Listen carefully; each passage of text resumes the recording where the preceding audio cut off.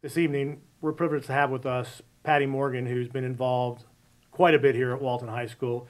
She has a 9th and 10th grade son here at Walton. She's involved in the orchestra program and also in the facilities and the foundation here at Walton High School. You know, Patti, one of the questions I love to ask parents is, how and why did you get involved at Walton High School? You know, you could sit in the stands or watch from the sidelines, but why did you get involved? Well, I couldn't wait for my boys to get to Walton High School because of all the tremendous things I've heard about the school. So I was anxious to get involved, and also I'm a mom. I wanted to be involved in my boy's life, so I wanted to be a part of it. And fortunately, I was invited right when my son, who's in 10th grade now, and he started at Walton, to join the Facilities Foundation. And that's kind of right up my alley. My degree's in construction. I've been in commercial construction my whole life, so it was a really perfect fit, Kurt. Patti, one of the areas with your involvement with the foundation is you've become involved in the facility evaluation here at Walton High School as it pertains to the rebuild of the school. How did that evaluation come about, and what are some of the findings that came out of that evaluation? Well, the evaluation came about first because I was invited to join the Facilities Foundation board, and I think that my background in construction really helped. So what I did first, this was more of the Facility Foundation, Kirk, Right. trying to plan our future and evaluate the needs at Walton High School and see what we could do for Walton. So I started by touring the school for probably 2 weeks to take photos and review blueprints and evaluate the construction, and so I put a pretty lengthy report together. So that's how I first got involved. And we quickly saw that the building was indeed, it was fast-track construction, it was a very low budget project, and on top of it, it was built in 1975, the majority Right. of it. So it's the California open floor plan. And it became very evident that things had been just subdivided and piecemealed and patched for many years. So we've decided very quickly that the only thing we could do is really hire an architect to kind of look at the overall plan for Walton so that we as the foundation could really address them and try to get a plan to help Walton. So that's what we did, and coincidentally at about the same time, Judy was starting to put together a committee to prepare the needs for SPLOST 4. Right, right. Judy's been around forever, as everybody knows. She knows exactly what the county asked for and when they would ask for it, so she was very proactive to put a committee together to really study the needs. Your first impressions as a parent when your kids, you said you could not wait for your sons to get here, but you're in the construction business, you manage a construction business.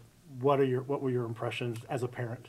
Boy, you know, I'd been here for years, Kurt, going to football games because my son played middle school football.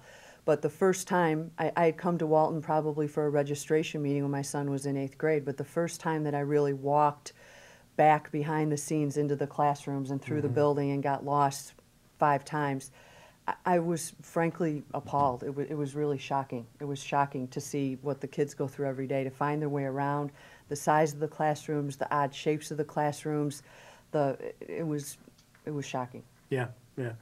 Okay, so you went through this evaluation, Judy's committee came about, and what are some of the findings that came out of that? I mean, we know that the school is small compared to with the amount of students it has. It's 1975, it hasn't been updated since then, but what were some of those findings that came out of the evaluation of the committee? Well, the first finding was confirmed what we thought, that the quality of construction of the building, because it was funded on probably 40% of the funds that we should have had available to build Walton in 1975.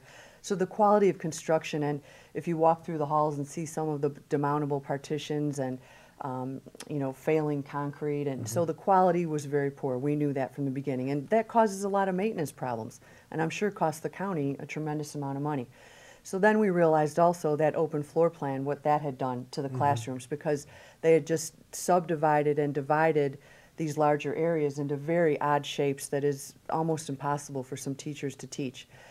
But the most shocking thing we found at the end was that we took all of the square footage numbers for the classrooms, the academics, the athletics at Walton, and we really did a spreadsheet comparing it to the square footage requirements in the Cobb County education specs, which is a very detailed document that the county's put together.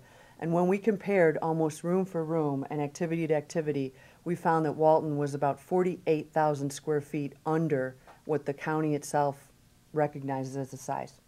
For 2,000 students. For 2,000 students. And we have 2,600 We have students. 2,630, that's right. Right.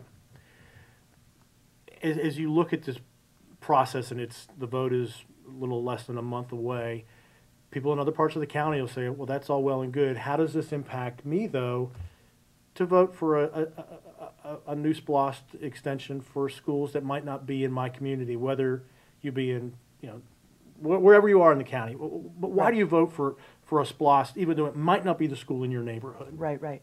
Well, first of all, this SPLOST really addresses almost every school in Cobb County, or at least every area or cluster in a significant way.